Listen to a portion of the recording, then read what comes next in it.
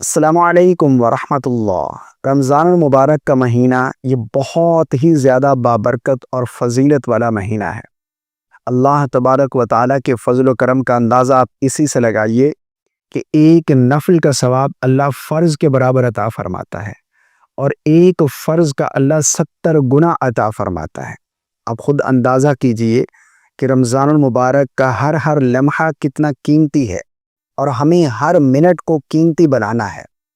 آئیے آج میں آپ لوگوں کو رمضان المبارک میں کرنے والی 10 عبادات بتاتا ہوں کہ جن کو کرنے کا آپ پورے رمضان معمول بنا لیں۔ ان 10 عبادات کا آپ پابندی کے ساتھ اہتمام کریں، اور یہ وہ عبادات ہیں جو نبی کریم صلی اللہ علیہ وسلم کیا کرتے تھے، حدیث پاک سے ثابت ہیں۔ ان میں کچھ نفل نمازیں ہیں اور بہت سارے ذکر و اذکار ہیں۔ اگر آپ یہ پورے رمضان ان عبادات کا معمول بنا لیتے ہیں، ان کی پابندی کرتے ہیں، تو انشاءاللہ عز و جل آپ رمضان کی تمام برکتیں اور رحمتیں حاصل کرنے میں کامیاب ہو جائیں گے۔ نمبر 1 پر تہجد کی نماز نبی کریم صلی اللہ علیہ وسلم نے کبھی مس نہیں کی، اور پیغمبروں پر تو یہ نماز فرض تھی۔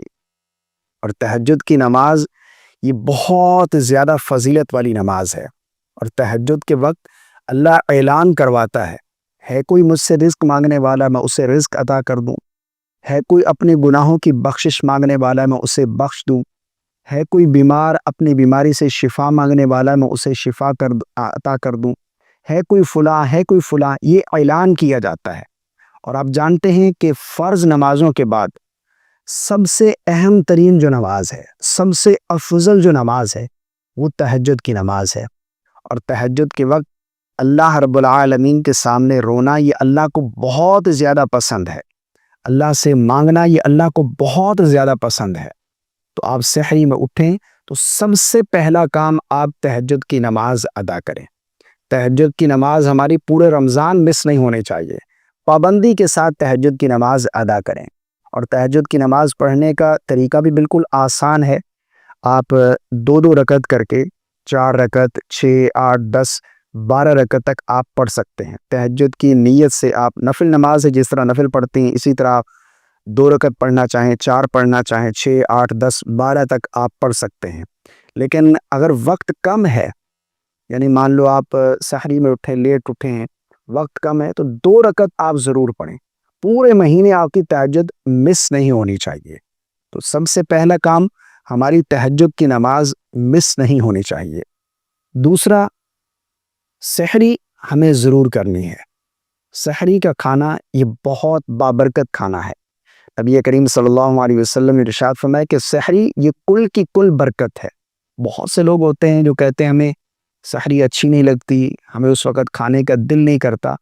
آپ کو کون کہہ رہا ہے کہ آپ 8 ڈش کھاؤ، پیٹ بھر کے کھاؤ؟ بھلے 1 گھونٹ پانی ہی کیوں نہ پی لو سحری کی نیت سے، کھجور کھا لو، سحری ضرور کرنی چاہیے، ٹھیک ہے نا؟ تو نمبر 2 پر سحری ضرور کرنی چاہیے۔ نمبر 3 پر روزہ مس نہیں کرنا۔ رمضان کا کوئی بھی روزہ ہمارا مس نہیں ہونا چاہیے، ہمیں روزہ نہیں چھوڑنا چاہیے۔ ہاں، جو شریعت نے جن کو اجازت دی ہے، مسافر ہے، بیمار ہے، وہ چھوڑ سکتا ہے، وہ ایک الگ بات ہے۔ ایسے جان بوجھ کر، یعنی مان لو کام کا بہانہ ہے کہ کام کرنا ہے، بھائی روزہ چھوڑ دیں، روزہ کیسے رکھیں، یہ کوئی عذر نہیں ہے، اس وجہ سے آپ روزہ نہ چھوڑیں۔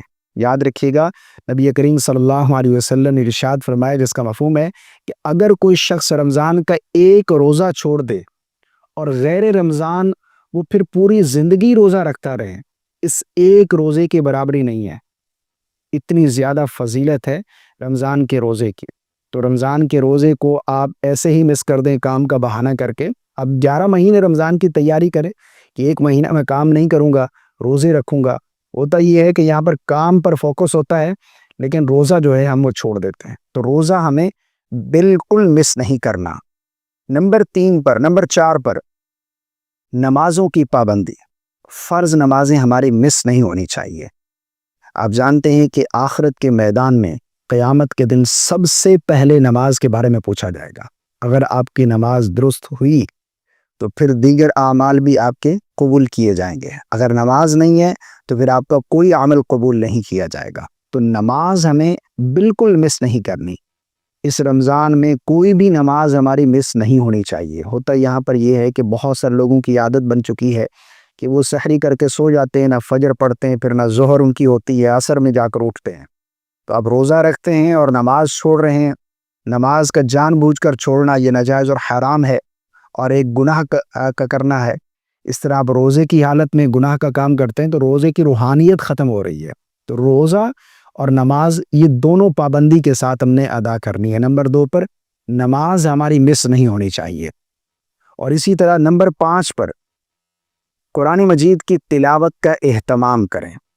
نماز پڑھنے کے بعد قرآن کی تلاوت کا اہتمام کریں۔ قرآن کو رمضان کے ساتھ ایک خاص نسبت ہے کہ قرآن رمضان میں نازل ہوا، اور نبی کریم صلی اللہ علیہ وسلم جبرائیل امین کے ساتھ ہر رمضان دور فرمایا کرتے تھے۔ تو رمضان میں ہمیں قرآن کی تلاوت ضرور کرنی چاہیے۔ آقا کریم علیہ الصلوۃ والسلام نے ارشاد فرمایا کہ قرآن کی تلاوت کرو، قرآن قیامت کے دن اپنے پڑھنے والے کی سفارش کرے گا۔ تو قرآن کی ہمیں ضرور تلاوت کرنی چاہیے، اور اس طرح کرنی چاہیے خوبصورت انداز میں۔ بہت سے لوگ ایسے اتنی سپیڈ کے ساتھ پڑھتے ہیں، چبا جاتے ہیں لفظوں کو۔ اس طرح پڑھنے والوں پر قرآن لعنت کرتا ہے۔ الٹا قرآن ان پڑھنے والوں پر، تلاوت کرنے والوں پر لعنت کرتا ہے جو قرآن کو صحیح نہیں پڑھتے، اس کے لفظ چبا جاتے ہیں۔ اور جو لوگ ایسے ہی بیٹھے رہتے ہیں ان کو بھی کوئی ثواب نہیں ملتا پڑھنے کا۔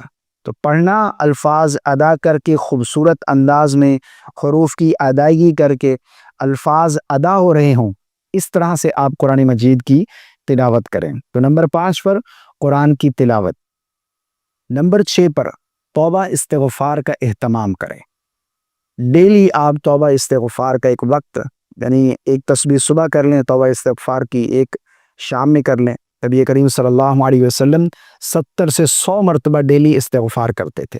تو ہمیں کتنا کرنا چاہیے ہم خود اندازہ لگا سکتے ہیں۔ تو ہمیں توبہ استغفار کرنا چاہیے۔ استغفر اللہ رب من کل ذنب واتوب الیہ، یا پھر استغفر اللہ درود پاک پڑھیں۔ تو توبہ استغفار یہ ضرور کرنا چاہیے۔ نمبر 7 پر صدقہ و خیرات کرنے کا اہتمام کریں۔ آقا کریم علیہ الصلوۃ والسلام اس رمضان میں بہت زیادہ صدقہ و خیرات کرتے تھے، اور آپ جانتے ہیں کہ اس میں ہر عمل کا اجر و ثواب بڑھ جاتا ہے۔ تو جب آپ صدقہ و خیرات کریں گے تو آپ کو کئی گنا اجر و ثواب ملے گا جو آپ غیر رمضان میں کرتے ہیں۔ تو رمضان میں صدقہ و خیرات یہ بہت زیادہ کرنے چاہیے۔ آپ پڑوسیوں میں دیکھیں، آس پاس کوئی آپ کے غریب رہ رہا ہے، کسی کے پاس سحری کے لیے نہیں ہے، افطاری کا سامان نہیں ہے، راشن ڈلوا دیں، کچھ پیسے دے دیں، وہ اپنی افطاری خود لے دیں۔ تو صدقہ و خیرات، زکوٰۃ، ہمیں اس پر بھی توجہ کرنی چاہیے۔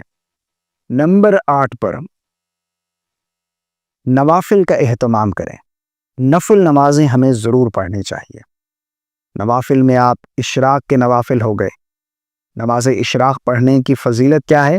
آقا کریم علیہ الصلوۃ والسلام نے ارشاد فرمایا کہ جس نے اشراق کی 2 رکعت ادا کی، اللہ اسے حج اور عمرے کا ثواب عطا فرماتا ہے۔ اشراق کی نماز یعنی سورج جب صبح طلوع ہوتا ہے، ہم نے فجر پڑھی، قرآن کی تلاوت کرتے رہیں، جیسے سورج طلوع ہو 15-20 منٹ کے بعد آپ 2 رکعت نماز اشراق ادا کر لیں۔ ایک حج اور عمرے کا ثواب غیر رمضان میں ہے۔ رمضان میں کتنے حج اور عمرے کا ثواب ہوگا یہ آپ اندازہ کر لیں کہ ہر عمل کا اللہ 10 گنا سے لے کر 70 اور پھر 700 گنا عطا کرنے پر قادر ہے۔ تو نماز اشراق کی پابندی کریں۔ نماز اشراق پڑھنے کا کیا طریقہ ہے؟ آپ سرچ کریں نماز اشراق کا طریقہ بائی نور الایمان اکیڈمی، تو آپ کو ویڈیو آ جائے گا۔ اسی طرح نمبر 2 پر چاشت کی نماز، چاشت کے نوافل ہم نے ضرور پڑھنے ہیں۔ یہ وہ نماز ہے کہ جس کے پڑھنے والے کو اللہ جو ہے وہ اپنے فرما بردار بندوں میں شمار فرماتا ہے، اپنے نیک بندوں میں شمار فرماتا ہے، اور اللہ رب العالمین چاشت پڑھنے والے کے لیے جنت میں ایک محل تیار کر دیتا ہے، اس کے لیے ایک محل تیار کر دیا جاتا ہے۔ یہ چاشت جب آپ اشراق پڑھ چکے، اس کے بعد 1-1.5 گھنٹے کے بعد آپ چاشت کی نماز آپ ادا کر سکتے ہیں۔ اس کا افضل وقت دن کا چوتھائی حصہ گزر جانے کے بعد، آپ زوال سے پہلے آپ چاشت کی نماز پڑھ سکتے ہیں۔ چاشت کی نماز بھی اسی طرح آپ 2 رکعت، 4 رکعت، 6 رکعت، 8، 12 پڑھ سکتے ہیں، اور بہتر یہ ہے کہ 12 رکعت چاشت کی ادا کیے جائیں۔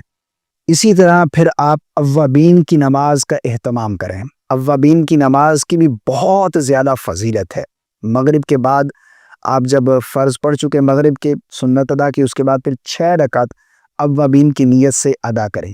نبی کریم صلی اللہ علیہ وسلم نے ارشاد فرمایا، جس کا مفہوم ہے کہ جس نے اوابین کی 6 رکعت ادا کی اور ان کے درمیان کوئی بری بات نہ کی، اللہ اس کو 12 سال کی عبادت کا ثواب عطا فرمائے گا۔ اتنی زیادہ فضیلت ہے نماز اوابین کی۔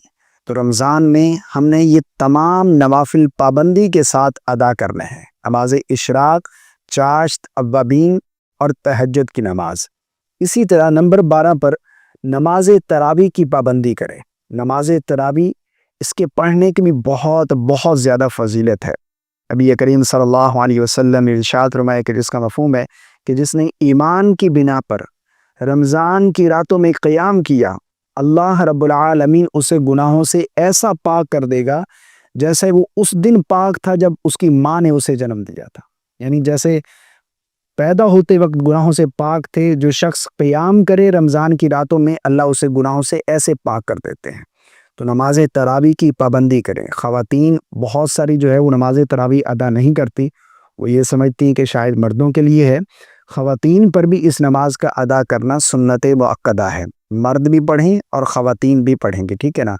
لیکن یہاں پر ایک چیز اور بھی ہے، بہت سارے لوگ نماز تراویح کو ہلکا سمجھتے ہیں۔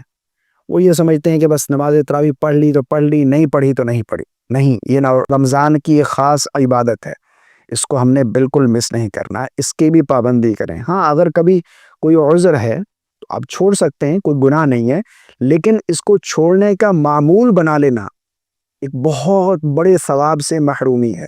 تو اس لیے نماز تراویح کی آپ نے پابندی کرنی ہے۔ تو یہ 12 اعمال، یہ 12 عبادات آپ نے اس رمضان میں کرنی ہے۔